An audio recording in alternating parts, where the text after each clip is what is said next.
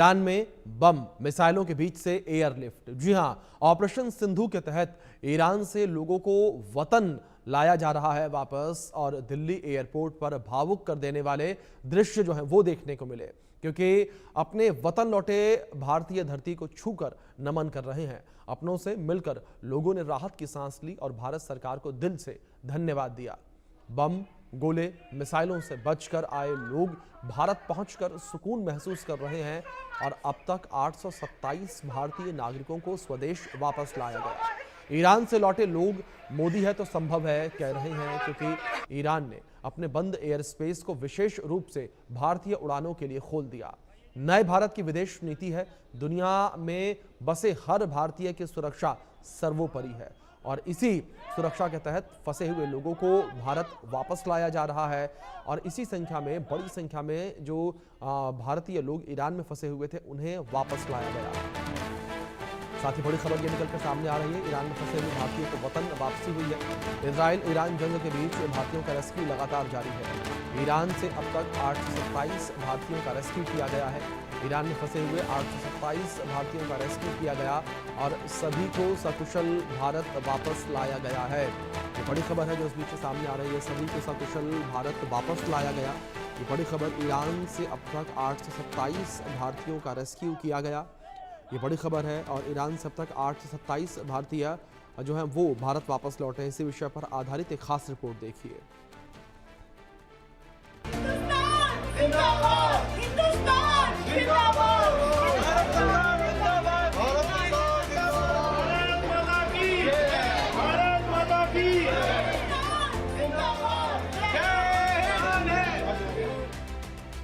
गंगा के बाद ऑपरेशन सिंधु संकट मोचक है मोदी सरकार। ऑपरेशन सिंधु, ईरान ने भारत के लिए खोला हवाई रास्ता। ऑपरेशन सिंधु, मोदी हैं तो संभव है। ऑपरेशन सिंधु, साहस और सेवा की मिसाल। हिंदुस्तान जिंदाबाद के नारों से गूंज उठा IGI एयरपोर्ट। ईरान में फंसे छात्रों की घर वापसी, सब बोले जय हिंद। जब दुनिया संकट में होती है, भारत संकल्प में होता है।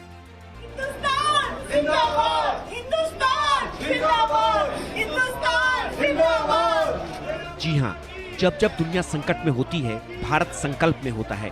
संकल्प अपनों की घर वापसी का, चाहे वो किसी भी धर्म के हों, किसी भी प्रांत के हों। देखिए कैसे ईरान से लौटे भारतीयों में से किसी ने धरती को छूकर नमन किया तो किसी की आंखों से खुशी के आंसू छलक पड़े। वंदे मातरम और भारत माता की जय के नारों से माहौल गूंज उठा, क्योंकि अपनों से मिलकर लोगों ने राहत की सांस ली।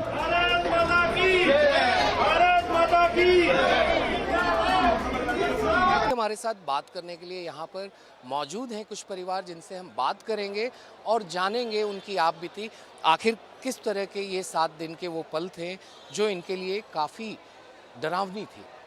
सर, आपका नाम? मेरा नाम मुजफ्फर है, दिल्ली से हूँ। मुजफ्फर साहब, मेरी बेटी MBBS करती है वहाँ पर ईरान में, तो वहाँ पे गोलाबारी चल रही थी, तो वो भी घबराई हुई थी। मगर हमारी इंडियन एम्बेसी, मोदी जी की मैं बहुत शुक्र अदा करूँगा कि उन्होंने बच्चों को काफ़ी हेल्प करी। उन्होंने वहाँ से तेहरान से निकाला, फिर उन्हें एक होटल में कॉम करके है एक जगह 150 किलोमीटर दूर, वहाँ पे उन्हें ठहराया, उनकी खाने पीने हर चीज़ की व्यवस्था करी। फिर उसके बाद अब ये जो है तेहरान दूसरी जगह लेके गए जहाँ से ये फ़्लाइट आ रही है। तो हिंदुस्तान गवर्नमेंट ने हमारा बहुत सपोर्ट करा, उसके लिए शुक्र अदा करेंगे मोदी जी का। ईरान और इजराइल के बीच जारी युद्ध के कारण असुरक्षा के माहौल को देखते हुए भारत ने अपने नागरिकों को ईरान से निकालना तेज कर दिया है। इसमें ईरान की सरकार पूरा सहयोग कर रही है। भारत सरकार ने ऑपरेशन सिंधु के तहत अपने नागरिकों की सुरक्षित वापसी करवाई है। देखिए कैसे वतन वापसी पर हिंदुस्तान का जोश हाई दिखा।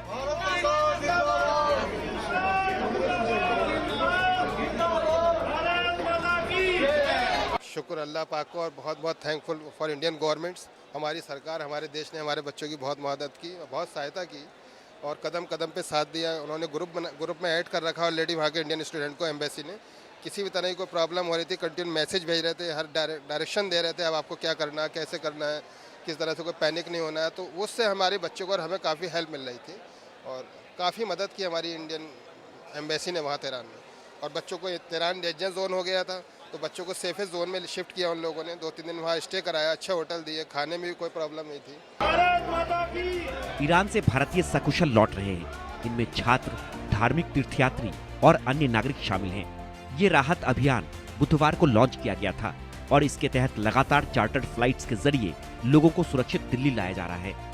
लिहाजा दिल्ली एयरपोर्ट पर भावुक कर देने वाले कई दृश्य देखने को मिल रहे हैं, क्योंकि बम और मिसाइलों के धमाकों के बीच से सुरक्षित स्वदेश लौटने और अपनों से मिलना इनके लिए किसी सपने से कम नहीं है। चेहरे पर वतन वापसी की खुशी साफ देखी जा सकती है। छात्रों ने भयावह हालात साझा किए और सुरक्षित वापसी के लिए मोदी सरकार का आभार जताया। इस टाइम कोई वर्ड नहीं है मेरे पास, बस थैंक यू बोलूंगी इंडिया गवर्नमेंट को। मैं अपनी जो फीलिंग है वो मैं बयान नहीं कर सकती। एक वर्ड होता है सुकून, उसकी डेफिनेशन ये है। Thank you so much Indian government and thank you so much our prime minister Narendra Modi. Thank you so much, thank you so much. वतन लौटने वाली कश्मीरी छात्रा ने बताया कि लगातार धमाकों की आवाज आ रही थी। हमें बाहर निकलने के लिए मना कर दिया गया था। हम टेलीग्राम पर बनाए ग्रुप के जरिए लगातार भारतीय दूतावास के संपर्क में थे और अब सुरक्षित वतन लौटे हैं।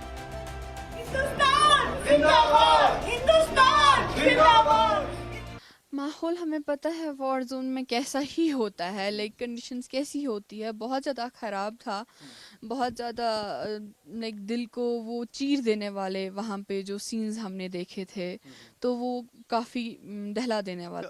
आप जिस यूनिवर्सिटी में पढ़ते थे तो क्या कुछ वहाँ पे बोला गया आपको जिसके बाद आप यहाँ आ गए, और सरकार की तरफ से कैसा सहयोग रहा? एक तो यूनिवर्सिटी की तरफ से हमें ये नहीं बोला गया कि आप लोग जाए। उन्होंने कहा कि हम आपके लिए सेफर एकोमोडेशंस प्रोवाइड करेंगे।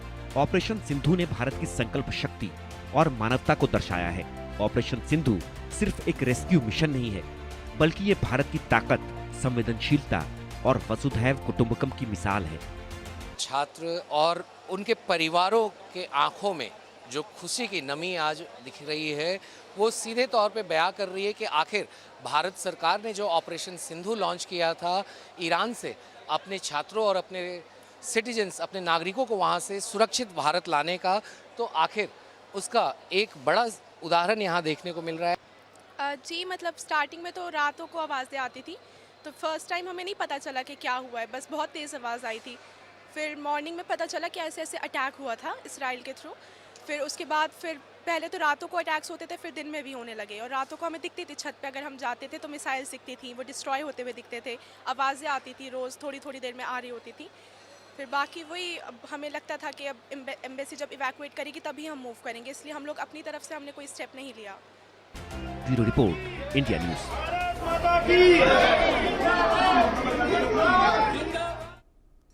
तो ईरान से वापस स्वदेश लौटे भारतीयों से बात की है हमारे सहयोगी आनंद सिंह ने। आप खास रिपोर्ट में देखिए। सर आपका नाम? कुंवर शकील अहमद। कुंवर साहब, काफ़ी टेंशन बढ़ गई ईरान इजराइल में, आपके बच्चे वहाँ थे, तो किस तरह की परेशानी से आप लोगों को जाना पड़ा इस पूरे एक हफ्ते के दरमियान?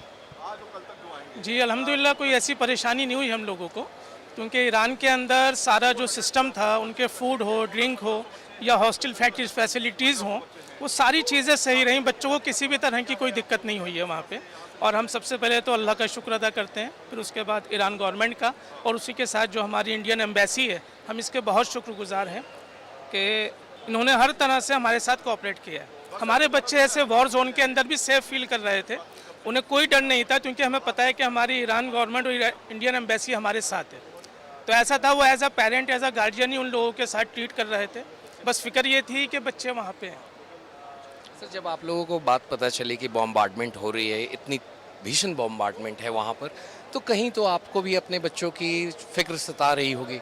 हाँ बिल्कुल, क्योंकि वो डॉटर है, लड़की है, कभी घर से बाहर नहीं निकली, सिर्फ स्कूल के बाद वहाँ, फिर उसके बाद MBBS के लिए जाना पड़ा ईरान के अंदर। तो फिक्र थी, लेकिन अल्हम्दुलिल्लाह वो खुद भी मजबूत रही, क्योंकि उसने सब कुछ देखा कि जो मैनेजमेंट थी, वो मैनेजमेंट सिस्टम बहुत अच्छा था, इसलिए उन्हें कोई फिक्र इतनी नहीं हुई है कि वो लोग सब साथ हैं। फिर इंडियन एम्बेसी ने बहुत ज़्यादा कोऑपरेट करा, फिर उसके साथ जो एजेंसीज़ थी उन लोगों ने बहुत अच्छा कोऑपरेट करा।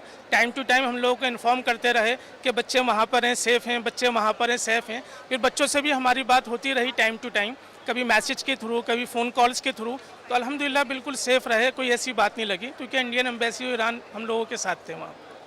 आज एक काफ़ी भावुक पल होगा आपके लिए जब आपकी बेटी वापस आ रही हैं अपने देश में और ऐसे हालात के बीच में आ रही हैं, तो क्या कहना चाहेंगे आप? और भी जो बच्चे अभी भी वहाँ फंसे हुए हैं, अभी उनको भी निकालने की, वहाँ से वापस लाने की बातचीत चल रही है, तो उन पेरेंट्स को और उन बच्चों को आप क्या इत्तला करेंगे? देखिए, एज अ पेरेंट्स या एज अ गार्जियन पैनिक तो होंगे सब लोग, क्योंकि बच्चे वहाँ पे हैं, चाहे किसी का बेटा हो चाहे बेटी हो, वॉर जोन है। फिर जिस तरह से वहाँ से न्यूज़ आती है कि इतने लोग वहाँ पे शहीद हो गए हैं, चाहे वो इजराइल के अंदर हो चाहे ईरान के अंदर हो। देखिए, एज अ ह्यूमन बीइंग कोई भी हो, किसी का बेटा या किसी की बेटी, किसी का फादर या किसी का मदर, जो भी वहाँ पे डाई हो रहे हैं, मर रहे हैं वो लोग, तो फिक्र तो सबको ही होगी। फिर हमारे बच्चे वहाँ पे हैं तो हमें ज़्यादा फिक्र है, क्योंकि हम उन तक पहुँच नहीं सकते। और आप खुद जानते हैं, अगर आप भी एक एज अ पेरेंट होंगे, आपके बच्चे होंगे, कि किस तरह से हम लोग अपने बच्चों को पालते हैं, उनकी परवरिश करते हैं। हम खुद लोग बहुत जोखिम उठाते हैं, पर कभी भी अपने बच्चों को जोखिम में नहीं आने देते।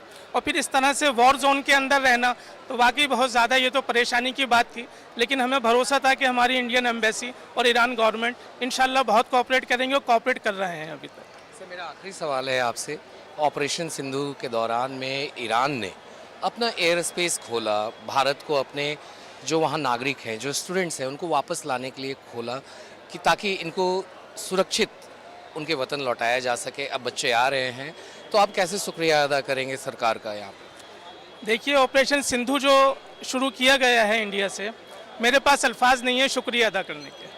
मैं कितना भी शुक्रिया अदा करूं और कितने भी वर्ड्स यूज़ कर लूं, मैं कितने ही अच्छे वर्ड्स यूज़ कर लूं, लेकिन वो वर्ड जो इंडियन एम्बेसी ने काम किया है उसके लिए बहुत थोड़े से रहेंगे। बहुत बहुत शुक्रिया कुंवर साहब। में हम लोगों को अच्छे होटल में स्टे कराया गया, टाइम पे हम लोगों को लंच, डिनर, ब्रेकफास्ट, हर चीज़ का बहुत ख्याल रखा गया। इतनी क्रिटिकल सिचुएशन में भी हम लोग बहुत अच्छे से रहे और बहुत अच्छे से। Thank you. ठीक है, क्या नाम है आपका? मेरा नाम अलमास रिजवी है। आप भी इलाहाबाद जी, मैं भी इलाहाबाद की हूँ जी। वहाँ कंडीशन कैसी थी और अब सुकून है भारत में? जी, बहुत सुकून है, अपने देश आके तो बहुत अच्छा लगता है। बहुत बहुत शुक्रगुजार है मोदी जी के, प्रधानमंत्री के। क्या अब सुकून लग रहा है कि अपने देश में, वतन में। क्या नाम है? हुमा फातिमा। कहाँ की रहने वाली है? ये लखनऊ के। लखनऊ के रहने वाली। शाहनजफ इमामबाड़ा, हजरतगंज, लखनऊ। जिस तरीके की कंडीशन वहाँ पर ईरान में थी, अब वतन वापसी, सुकून है, चैन? बहुत सुकून है, बहुत चैन है। अपने वतन में आने की खुशी अलग होती है।